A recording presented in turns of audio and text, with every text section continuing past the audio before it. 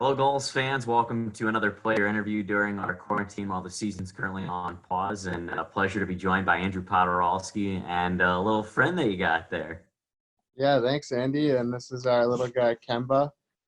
We got him 2 weeks into or 2 weeks prior to the quarantine in San Diego with everything going on. So he's been keeping us busy, and he's been a good boy. Well, I guess it's a good benefit for him that you're constantly around. So, what are some tricks that you've been teaching him? Uh, just the basic commands right now for a puppy, but just like sit, stay, come, and all that kind of stuff. I can show you a quick one, like taking his bone here. He's not gonna be mad, but watch, Kemba. Hey, stay. I'll put it down here. Stay. Free. So that's like his best one that we've been doing a lot with. So they're pretty smart dogs, obviously, and you got to stay on top of the training. So we're fortunate we have enough time now to be working with them. Now, did you have some extensive research, I assume, when you're here in San Diego prior to getting them? Yeah, we actually, well, we did get them from a breeder in San Diego, but we tried to do a rescue organization there, but it was just hard with our living situation and moving around a lot. And it's pretty hard to actually rescue dogs now. You have to go through a whole application process. But we were fortunate enough to find him and take him on. And then we did a lot of research on the training and all that. We were both reading books beforehand, and we had a trainer come over to our apartment a couple times. So we're trying to stay on top of that to make sure he's good for the hockey lifestyle. How has the quarantine life been for you? Can you give us an up-to-date kind of status of where you're at and what you've been doing lately? Yeah, we're back in Buffalo, New York, our home. We actually bought a house at the end of last summer, right before training camp. So I got to spend like 3 days in it before I went to Anaheim. But it's good to spend some time back in our house now and, settle in and move everything in and make it feel like home. And we've been trying to stay on top of workouts a couple times here with my fiance, Haley, and Kemba. And then we have a cat, Charlotte, who's also roaming around somewhere. And then just, trying to do little things to stay busy. I like to golf and fish, and those are both things that are, acceptable within the quarantine. And, kind of get some mental stimulation as well to, just get out of the house for a little bit and do something. But other than that, laying low, playing some board games and, watching some shows. What kind of fishing do you like to do? Up here, it's big pike fishing season right now in the spring, and also a lot of bass fishing here. We have really good fishery with the Great Lakes, Lake Erie, Niagara, or Lake Erie in Ontario, and then the Niagara River, and then just couple small local lakes that have good fishing. But I caught some good pike the other day with a couple of my buddies. So I remember last year when you brought the Calder Cup back to your hometown, you took it to a wing spot. Now, have you been able to get busy with some wings on to-go orders lately? Oh yeah. We that's our one favorite spot, the Bar Bill in Buffalo. It's probably famously known for like the best wings in Buffalo. So I've gotten takeout a couple times. That was my first stop back when we got back from San Diego. Was getting some wings from there. So you got to order ahead. The takeout lines are ridiculous now. It's almost like 2 hours every night wait. So they're well worth it. What kind of acclimate us a little bit? Does Buffalo have other unique food, or is it just basically wings? I'd say wings. The beef on weck is pretty big. It's like just a beef on a roll. They're pretty famous for that. Buffalo style pizza. I don't think it's a lot of credit outside of Buffalo, but it's really good style of pizza that everyone here loves, and it's tough to get outside of the area. Um, Frank's hot sauce is my fiance Haley. It's just pretty big. I'm not a hot sauce guy really, but there's a couple other little things I'm sure that every little town has, but obviously wings are the go-to, and I can't really eat wings outside of Buffalo. It's bad, but they're so good here. I don't blame you. I want to talk a little bit about the season. It was a roller coaster of a year for you, and it's something you've never endured. And I mean, just kind of go through the peaks and valleys that you had. I mean, you were injured, you got health, then you were injured again, and then you get back, and all of a sudden we get on pause. Yeah, it was a really tough go. I'd say there are more valleys than peaks for me personally. I started off the year and we went 0-6, and then I broke my wrist, so that was a horrible start, obviously. Missed 14 weeks, come back, played in a handful of games, like 4 or 5 games, I think, and then took the knee-on-knee hit in Iowa, missed 4 weeks after that, played 5 games, I think, after that, and then we're on pause. So it was tough, but it was great to be with the guys. And once they started rolling, like things were fun in San Diego. We had a good thing going. We had such a great group, and it's tough the way things are on pause right now and ended. But it was definitely a fun experience, and just being in San Diego, I think, helps keep my mind clear. And living in La Jolla, there's tons of things to do to always stay busy and stay focused. But that's part of hockey. It's part of business, and kind of fortunate that I got through everything and I'm healthy now and hope to get back on the ice soon. When you were back in Iowa and you had that knee on knee hit that took you out, I mean, what was your emotions like? It had to be like, oh, not again, right?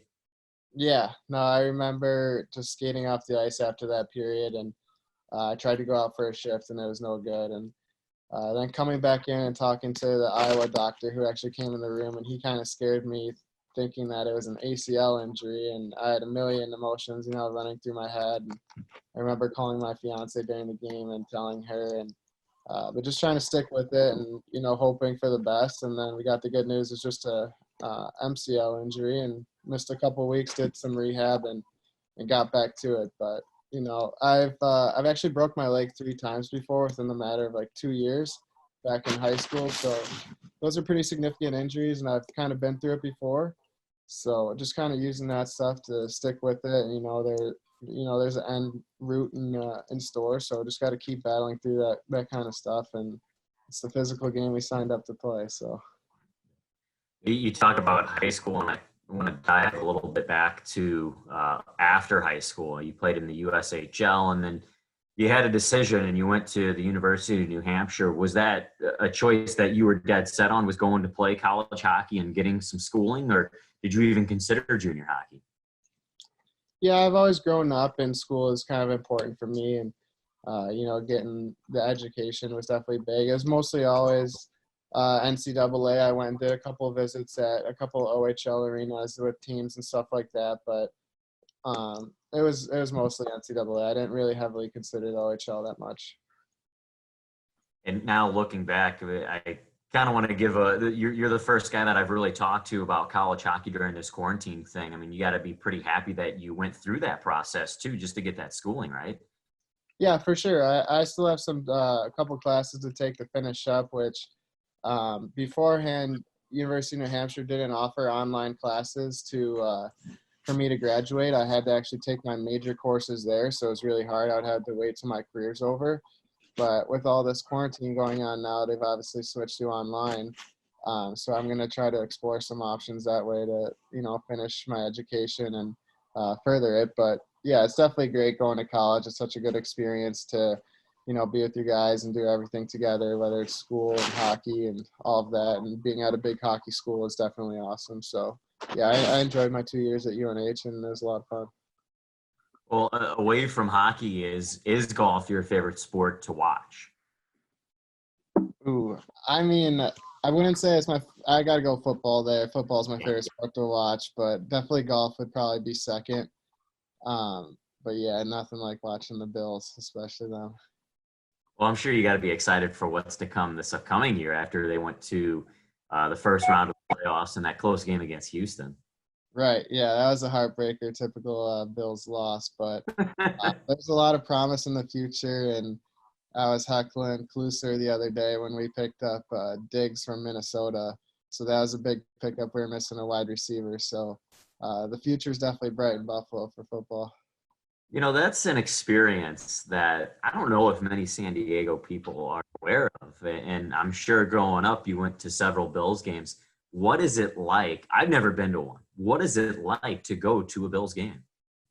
Oh, it's awesome. I mean, my parents are, I think, like 30-year season ticket holders, something crazy. So growing up, it was every Sunday we'd go and tailgate, and, you have the grills out and everything's going on, football being tossed around, food and everything. And then you go in, like you get up at 8 a.m., go there, do that, and then the game at 1 o'clock. But it was awesome. I remember battling the elements too, and it's snowing with like 2 feet of snow. They have to clear the field after every, set of downs, and just stuff like that is definitely awesome. But the one thing I can say is I've never seen someone jump through a table. I was going to ask you that next.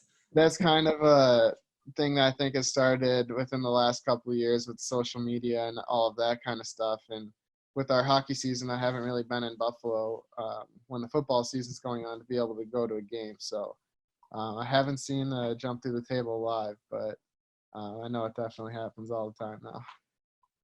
I'll go back to golf a little bit. Is there any favorite golfer that you have? And I know that you're very serious with the sport. Is there anybody that you like to watch and critique and maybe base your play off of? I mean, Tiger obviously is my favorite. He's got to be the most transcendent athlete there is, and how everyone loves him. I rewatched the whole Masters, however, a couple weeks ago when they replayed that when he won it last year. Just watching him and what he's accomplished is definitely unreal. But I like all those young guys who are coming up too now, like Justin Thomas and Ricky Fowler, and then like Koepka and those guys. They're all so good too. It's crazy how good they are. And like everyone always asks me, like, oh, could you see yourself playing golf after hockey's done? And I'm like, no, it's not even close to like how good those guys are, and even the guys who are trying to just sniff the PGA Tour, how good they are too. So I definitely have a respect for how good they are and how much work they put in. You talked about speaking with Justin Cluse. Has there been a group of guys that you've been talking to more? I know that you guys are all on group chats together and all keeping in touch, but is there anybody else that you may be taking a shine to this year as a close friend that you maybe never came in contact before? Yeah, Kluser, and Slowly have a group chat. We text in pretty frequently, and I didn't know either of those guys coming into this season, so feel like we're a pretty good close group of friends. And then Wides, I talked to a good amount. Me and him lived in La Jolla together, um, so we always carpooled and did stuff together and golf together. So keeping in touch with him. So actually, both of us are supposed to get married this summer, and we think those plans might be pushed back another year, but trying to wait and see what happens in the next couple of weeks. Yeah, I mean, that's one element that it's starting to dawn on a lot of people is it's affecting everybody's personal lives. And I'm sure that's got to be frustrating, but at the same time, I mean, you're understanding to it. And you've already mentioned that you're willing to push it back to next summer, but just talk a little bit more about that on just not only the potential of getting married, but just your life in general and getting back to hockey. And now here as we're approaching what would have been maybe a playoff run. Right. There's just so much uncertainty, and the thing what we were talking about pushing it back is like we could wait it out, say another month or so, but even if everything does come back to normal in a month, people who are coming from out of town might be scared to travel. And, there's just so much uncertainty that if we push it back another year, we can have the wedding that we planned on having and, just having everything go the way we wanted. And it's obviously tough being a hockey player too. There's only a couple months that you can realistically have a wedding without interfering with the season. We know a couple people who had weddings planned in July and they just pushed it back to like November, but we don't have the ability to do that. So that's obviously tough too. But, you just got to be patient. It is what it is, and everybody's dealing with it. And you want to make sure everything's back to normal and, nobody's risking any health issues or anything like that to come to our wedding. And we always joke now we've been dating for 10 years. So what's one more year?